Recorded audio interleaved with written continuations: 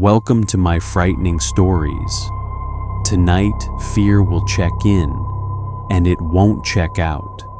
If you dare to continue, subscribe, and don't forget to like the video. Daniel's only desire when he came to Blackridge was silence.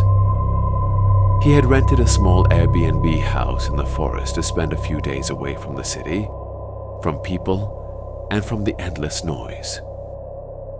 The listing photos were peaceful. Warm yellow lights, wooden floors, a rocking chair swaying on the porch. The host, listed as Elias Turner, had 5-star reviews. In his profile photo, he was a calm-faced man with a faint smile. Everything felt reassuring. At least on the screen it did.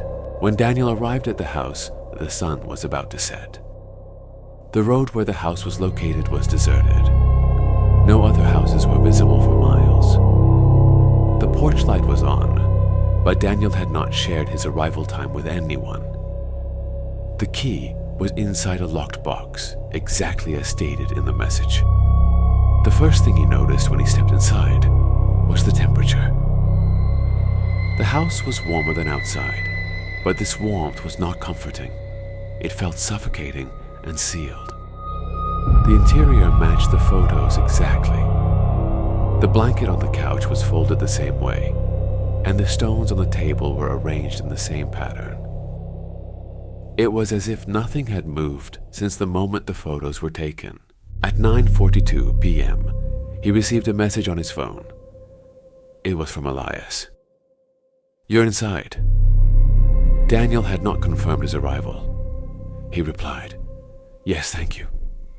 The 3 dots appeared instantly, disappeared, and appeared again. Then a second message arrived. "Please don't go upstairs after 1 a.m. Daniel thought the house was 2 stories, but the staircase had been blocked with a thin rope. He assumed the upper floor was not included in the rental. "Why?" he asked. There was no response. At exactly 1 a.m., the air inside the house suddenly changed. The temperature dropped. A footstep was heard from upstairs. Slow, measured steps, soft like bare feet, but distinct. Daniel froze. He clearly remembered that the rope on the staircase had been tied. But the sounds continued. They stopped directly above him. Then something heavy was dragged across the floor. At 1:13, a whisper came from upstairs. "You shouldn't be here." The voice was neither male nor female. It sounded like more than one. Daniel grabbed his phone. There was no signal. The Wi-Fi was disconnected. He tried to send a message, but it failed. At that moment, a door upstairs slammed shut. When morning came, everything seemed normal again. The rope on the staircase was tied once more. Daniel convinced himself it was stress and imagination. He went into town and got coffee. He asked the cashier about the Turner family. The man's face tightened. "Elias Turner died in that house 2 years ago," he said quietly. "They found him upstairs." Daniel froze. "But isn't the upstairs closed off?" he asked. The cashier did not answer. That night, Daniel did not leave the house. Curiosity outweighed fear. At 12:59, he stood in front of the staircase. When it turned 1 a.m., the rope fell to the floor on its own. It looked as if the knot had simply come undone. The footsteps began again upstairs. This time, they were closer. Daniel slowly climbed the stairs. The upper floor was larger than the house's exterior dimensions allowed. The hallway was longer than it should have been, and there were countless doors on both sides. At 1:13, all the doors opened at the same time. Inside them was darkness. Only one door at the end of the hallway had a faint yellow light coming from it. A silhouette stood inside the light, tall, head slightly tilted. The face belonged to the profile photo on Daniel's phone. Elias Turner. but his eyes were not aligned. One looked at Daniel, while the other drifted into the darkness. When the man spoke, his voice echoed.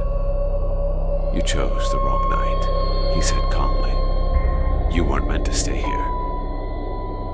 The walls began to tremble slightly. The hallway stretched longer. When Daniel turned around, the staircase was gone. There were only doors. The whispers multiplied. "You can stay," the voice said. "We've been empty for a long time." 3 days later, Daniel was found walking barefoot along the forest road. He was disoriented. The Airbnb app was on his phone, but there was no record of that house. No reservation, no messages, no payment history. When the police checked the house, it appeared to have been abandoned for years. The windows were boarded up. Dust had formed a thick layer inside. But upstairs, there were fresh footprints, and Daniel's phone was lying on the floor. The last message had been sent at 1:13 a.m. "Thank you for staying." That house still stands in the forest in Blackridge, dark, silent. But in the town, it is said that new reservation notifications are still occasionally seen, and the time recorded for every reservation made for that house is 1:13, because that house was never empty.